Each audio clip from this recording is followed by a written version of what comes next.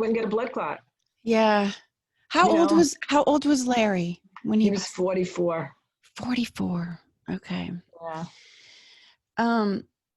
So tell me what happened with Larry. This was, what was it? A couple of weeks before he passed away, when he was talking to you.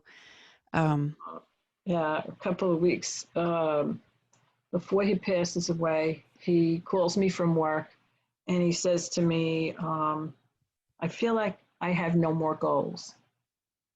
And I'm like, where the heck is this coming from? What do you mean you have no more goals? What are you talking about? He says, I want you to listen to what I'm saying. I just feel like I have no more goals.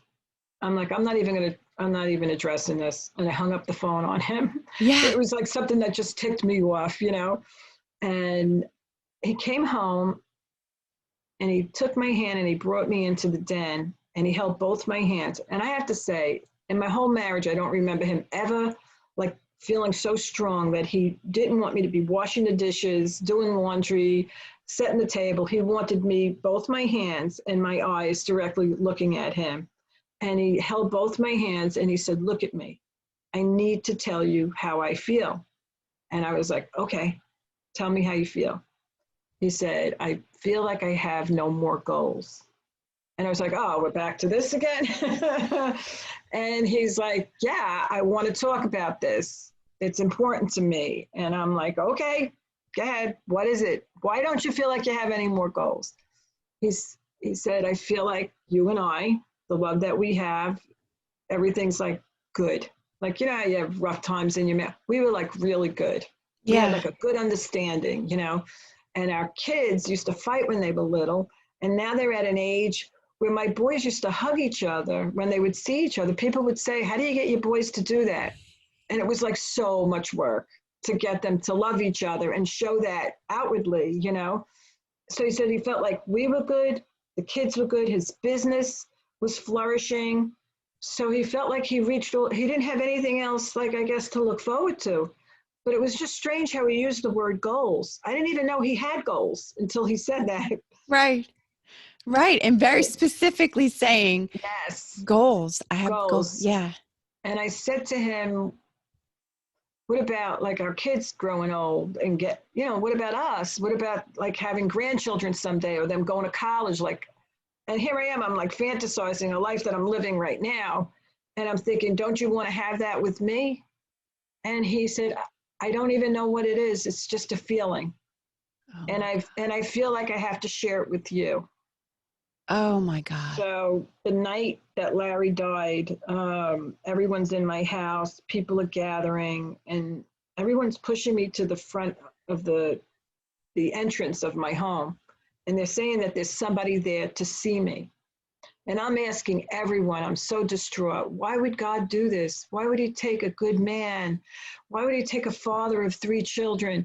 Why would this happen to us? I don't understand. What did we do wrong? Like, I just kept questioning. I really didn't, I was a lukewarm Catholic. I never opened the Bible. I didn't know what it said. I was looking for someone to give me some answers, just like why would this happen? It was so surreal. Yeah. And this woman comes to my door who worked in the church. She was a Eucharistic minister. And she came and she was holding a little cup with little medals in it. And they were pushing me towards her. And now she's like 2 feet in front of me. And she looks me right in the eye and she says, Kathryn, this is for you. And she holds up this medal and she said, God has a goal for Larry. What? And when she said that, I like zoomed back onto the couch in my memory to him holding my hand saying he had no more goals. What? And I'm like, the hair on the back of my neck stood up and I said, what did you say? Like no one knew that story but me. It was just the 2 of us. And she said, God has a goal for Larry. Oh and my God. Like, I just got chills too. She gave me the answer that I was asking everyone. And I went, that's it. God has a goal for Larry. That's it. That's why he's not here. Not even knowing like what. It just was an answer. The hairs on the back of your neck, but did that Did that make you feel at all like any relief, or just like something like peace came over Yes, you? yes. I felt like God was talking to me. Oh The yeah. medal, I never took the medal off. In fact, it hangs on a crucifix on the side of my bed. I never took it off. I was like attached to it. And the funny thing is that Larry had one thing on him because he was naked. He had one thing on him that the undertaker gave me in an envelope, and it was a quarter. And I said to he had nothing on him. He was naked, but maybe somebody doing CPR. I don't know. A quarter fell on him. And I held it up and I looked at it and it said, "In God we trust." Yes. Oh, Kathryn. Oh my gosh. And I was like, oh, we were getting signs right from the beginning from him, right from the beginning. It was Yes. amazing. And I never looked at that, what happened with him as a premonition until years later in therapy. That a therapist had said to me, wasn't it wonderful how God gave Larry a premonition? He And I was like, did. he did. He told He him his life did. was done. Yep. Oh, that's so beautiful and amazing and heartbreaking at the same time, all of it. Just, And it was comforting for us. Like yeah. it made me seek other things. It made me, it took me further. It didn't let me stop right there. It made me seek more.